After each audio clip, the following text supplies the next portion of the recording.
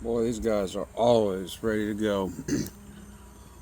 Boy, Tiny, man, she's hackling over there.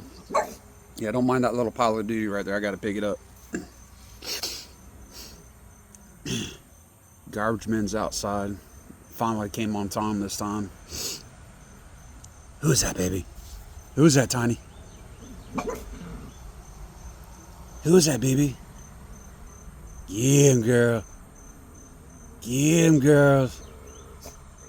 Oh, all right, good little boo dog. Who's good little boo dogs, huh? Oh, boo dog. Oh, boo dog. Oh, easy, mama. Holy crap, you fatty. Huh? You gotta be careful. What are you doing? You gotta be careful, crazy little thing, you. Huh? Come here. What you doing, mama? Oh, yeah, okay. Give me kisses. You go.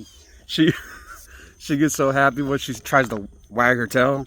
She gets her whole butt shaking. Oh, my little girl. Huh? What my little girl doing? Not so little anymore. Look at that belly. She's starting to have all of her breast tissue forming back here. Look at that. Yeah. No, no, no, no, no, no, no, no. No, baby. What you doing? You're such a pretty girl. Oh, yes. You my pretty girl. I love you, baby. You, you're just like your mama. Hmm? You're just like your mama. Yes, you are. Look at you.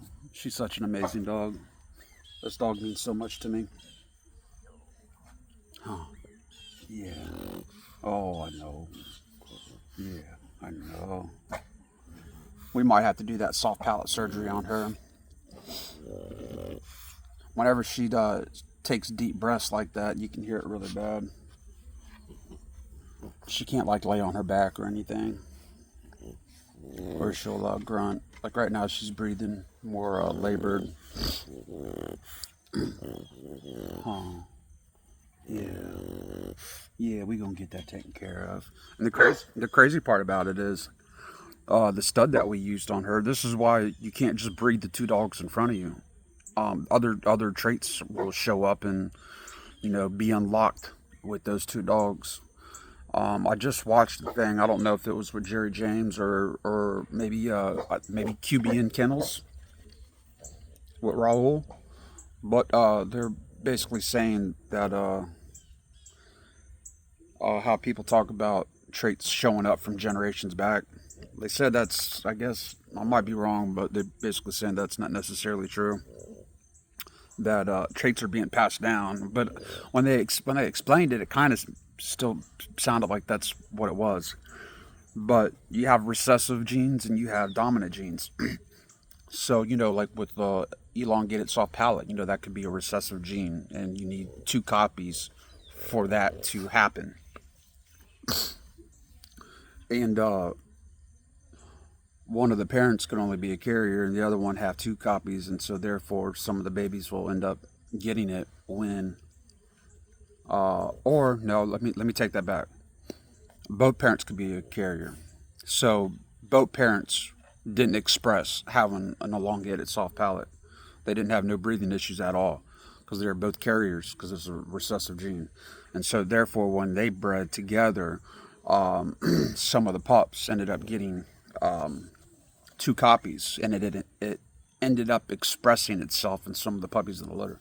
Well, that's what happened with her. Her sire, Yeti, from April and Billy Jones, out there at Faithful Frenchy Farm. He was a clean breather, or is, I should say, is. It's not like he's passed away. He's a clean breather. And Diva, she was freaking a clean breather. She had freaking nice nares. The only time she would grunt is like if she was laying in certain positions or she took a real big breath. But 90% of the time, you wouldn't hear anything from Diva. Like, she was freaking a great dog. God rest her paws. No, no, no, you're not doing that. Come on, come down here. Come on, easy. Come on. There you go. Come on, come on. Nice. There you go. There you go. Dog getting ready to jump off the top of that. Freaking psycho. Hold on, guys. Hold on, everybody. Say good morning, baby. Good morning, baby. Good morning, baby. That's my girl. She going to the gym. She's a rock star. Hold on. Let me pause this again. I need to talk to her. All right. So, yeah, back to what I was saying. She was a clean breather. Big time. Nice. No problems. But Tiny here. Her, hey, Cookie. Her nares they're not that bad. Not like bad where that she would ever need a surgery. Hey, baby. This is Cookie. She just came down this morning. Aw, hey, Cookie. Where you with your puppies, huh? Easy, baby. You don't fall off. Easy. Easy. No, good morning to you. No, don't. Look, she gets jealous. I was going to say jealous. She gets jealous. Tiny, stop, mama. Hey, Cookie. Oh, good morning. Yeah. But, Tiny, she got a little bit of a soft palate issue. And you're like, well, why'd that happen? The mother and the father, they were clean breathers. Ah. Well, you gotta learn genetics. You got recessive and dominant genes. And if it's a recessive gene, it needs 2 copies to express itself. So that's why when you're breeding and you start, you gotta have a vision set in place. Just like my brother Jerry James said, know the dog you want to breed towards. Because that's just like building a car. When I built my sleeper, man, I must have wasted so much money building that car because I kept changing the setup and I kept wanting more and more horsepower instead of saying, okay, 800 horsepower is going to be my goal. That's what I'm going to build to. No, I kept freaking changing my mind and changing my mind and changing my mind. So same thing with dogs. Know what dog you want to breed to. Your vision, your goal, what it looks like, temperament, all that stuff. And then when you pick 2 dogs, you're going to be working towards that vision. And knowing their coefficient, the higher the coefficient, the more likely they are to pass down their traits. Basically, coefficient just means how tight the blood is. How tight the blood is just means how much they're inbred. You don't want to have too tight of blood. When you start to get too tight, that's when you outcross. And you add in a diverse gene pool from another bloodline. But that's a whole other subject. And like I said, I haven't been breeding that long. I'm very new to the breeding side of things. But since I've had my dog Mac, he'll be 7 years old in October. I just became very fascinated with the breed because he was sold to me as a blue nose pit bull. Ooh, there's that blue nose thing. And come to find out, his parents were registered as UKC American Pit Bull Terriers. His mother was blue and white, and his father was the fawn and white. And he was called a purple ribbon dog, and it sounded all nice. The guy had a big photo album of all these, ribbons and pedigrees, and it looked legit, man. I didn't know anything at the time. I thought a blue nose pit was a blue nose pit, red nose pit, so that started me on my learning. And golly, look at all that hair coming off her. Look at all that. She's just freaking shedding, man. But that started me on my learning. So for this whole entire 7 years, I got into all the dog groups. All different types of breeds. I spent a lot of time in the American Pit Bull Terrier breeds, American Bully breeds, because that's when I found out that Mac was an American Bully. I did an embark test on him, and he came back 100% American Bully. All the genetic tests came back good.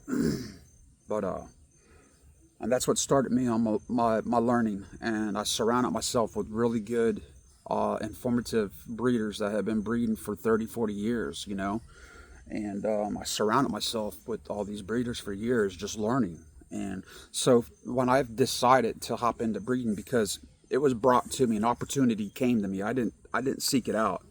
I had my wife's good friend come to me and ask me if I wanted to start breeding French bulldogs because she knew how much I loved animals and stuff. And with all of my back surgeries and all the health issues that I was going through, a regular 9-to-5 job, I just wasn't able to do at the time.